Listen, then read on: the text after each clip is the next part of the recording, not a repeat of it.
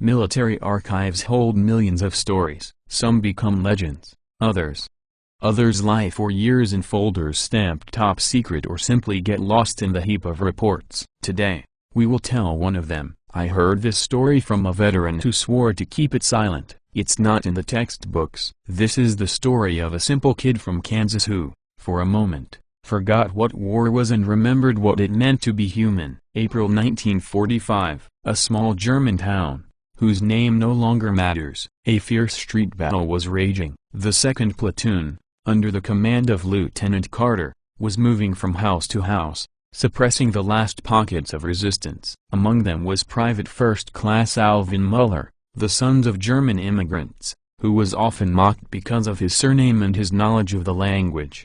Their task was to clear the block. Suddenly, a machine gun opened fire from a second-story window. The soldiers hit the dirt. Lieutenant Carter gave the order, "Smoke them out." Grenades. Alvin was the first to rush to the wall of the house, but just as his hand was gripping a grenade, he froze. Through the roar of gunfire, he heard a cry, a child's cry, coming from that very house. "There's a child in there, sir," he shouted. "Press on, don't stop."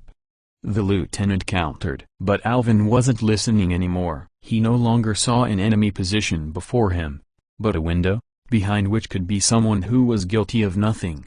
Discarding the grenade, under cover of smoke and fire, he dashed to the front door and burst inside. It was dark, dusty, and terrifying inside. On the stairs lay the body of a dead German soldier, and upstairs, in the room where the machine gun was firing, he saw him. A boy, about 4 years old, was sitting in a corner, clutching his ears with his hands, weeping uncontrollably. And by the window, paying him no mind, 2 German machine gunners were firing at his comrades. Alvin had seconds. He could have shot them in the back. It would have been an easy victory. But at that same moment, one of the Germans, hearing the floorboards creak, began to turn around with his submachine gun. Alvin fired first. The second soldier tried to grab the boy, probably to use him as a shield, but Alvin was faster. He lunged across the room, covered the child with his own body, and dragged him to cover behind a massive wardrobe. A short,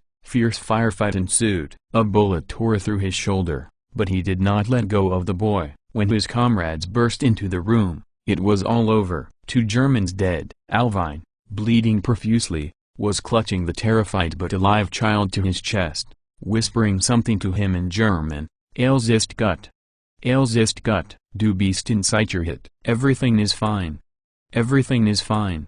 You are safe." They carried him outside. When Lieutenant Carter saw him with the child in his arms, his anger gave way to silent astonishment. The boy, seeing the light, wrapped his arms around Alvin's neck and pressed himself against his uniform, stained with sweat and blood. This photograph you see was taken by a war correspondent, but it was never published. The command deemed it problematic. An American soldier, risking his life, saving a child of the aggressor nation? It didn't fit the neat narrative of propaganda. Alvin survived. The boy was given to the nearest surviving family. This story would have remained a secret, lost in the archives, if 60 years later, that very boy, now a gray-haired man, hadn't found his savior through the internet. He flew to Kansas to say thank you to the man who, in one instant, stopped being a soldier and became a guardian angel in hell. They didn't talk about the war. They drank coffee on Alvin's porch and watched his grandchildren play. Because it is for moments like these, and not for destruction, that people are meant to live. This story is a reminder that even in the darkest chaos, there is room for one immortal act, capable of outliving the war itself.